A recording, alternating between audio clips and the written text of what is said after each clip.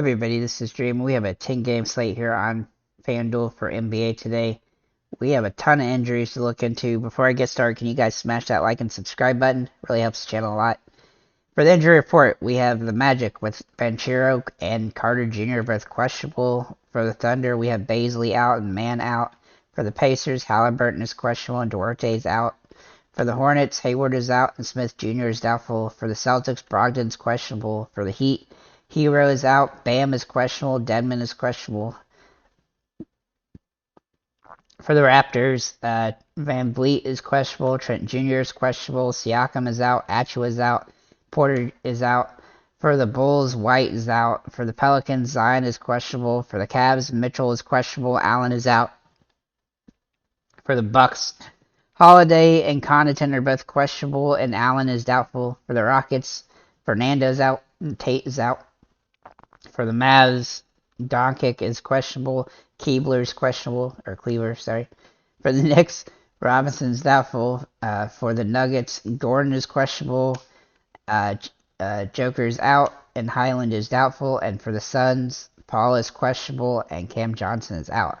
So absolutely massive amount of injuries, lots of dudes questionable, a lot of guys we're going to have to find out later, closer to slate, if they're playing or not. It's really going to make a difference in the lineups. With that said, I've got some core plays and stuff, so we're going to start off with Jamal Murray. He is one of my core plays today for Denver. He's in a good matchup for himself, and he's probably going to have a high usage game here with the Joker out. That should give him a lot of upside in this matchup, and I really do like him a lot on the slate. Then we'll look at Trae Young here for Atlanta. His price point is pretty fair for what he's been doing lately this season. Though he hasn't been quite as good the last 4 games as he was beforehand, I look for this to be a positive matchup for him against Boston. He should be able to 5x in this one. Shai Alexander is one of my other core plays on the slate. He is just a absolutely phenomenal player so far this season. He's got a nice big plus matchup here. Yeah, his price point's really expensive, but with all the value plays that we're probably going to have to mix in, you're going to have to pay up for somebody, and he's probably my favorite play on the slate when it comes to paying up for him. It is overall a great situation for him, and he's got some guys out, so his usage will be even higher, and he's got, there's really nothing bad about this matchup when it comes for him as well. And then Jalen Green here for Houston. He's been really solid lately. Last few games, he's really been boosting it up like where he started the season. His price point is a little bit higher than I'd like, but overall, he's been getting a lot of usage, and as long as he can continue that, he's in a good spot. And if Doncic is out, then that will give him a boost as well. Then we'll look at Bruce Brown Jr. Now, we do want to make certain that he ends up starting today before utilizing him. He has upside regardless, but I still like him a lot more if he is going to be starting, but we'll have to check, closer to time. Then Booker here for Phoenix. He's an interesting spot here, especially if Chris Paul is out. He should have a big game here against Golden State, and he'd be a very interesting play when it comes to this slate, especially if Chris Paul is out.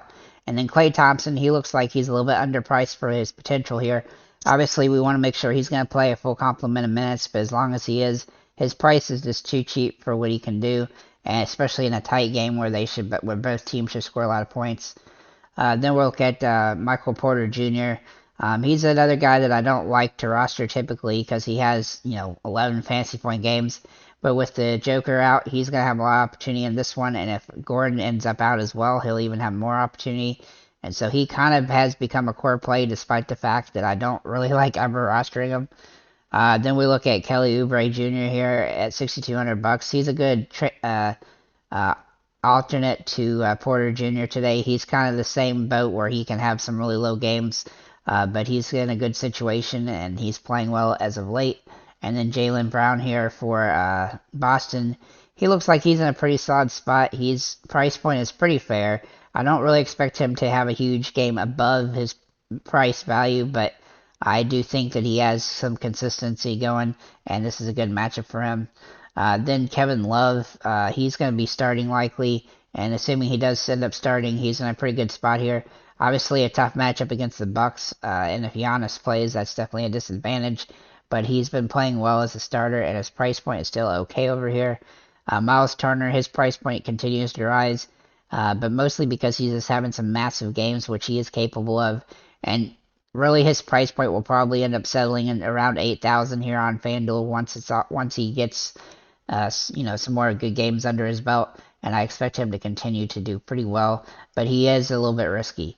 Al Horford is a good play today. I think he's really starting to get into the swing of things for himself, which we were just kind of waiting at the beginning of the season for him to get to here, but now he's here and he's playing 30-ish minutes a game, and he's getting a little bit of upside with Robert Williams out still since the start of the season. So he's getting plenty of minutes, and now he's playing pretty well, so I do like him on the slate, especially with the matchup.